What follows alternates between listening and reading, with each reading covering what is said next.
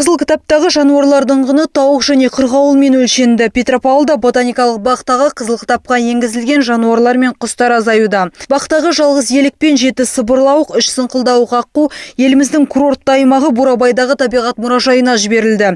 Олардың орнына кішкентай 3 пентамдық тауық және 1 қырғауыл әкелініп отыр. Бірақ бұл құстар қызыл кітапқа енгізілмеген. Бақ басшылығы елік пен аққуға қарағанда аталмыш құстарды асырау әлдеқайда жеңіл екендігін де жасырмады. Содержание у нас немножко сложноватое для косулей. У них огромные вольеры, приближенные к природе.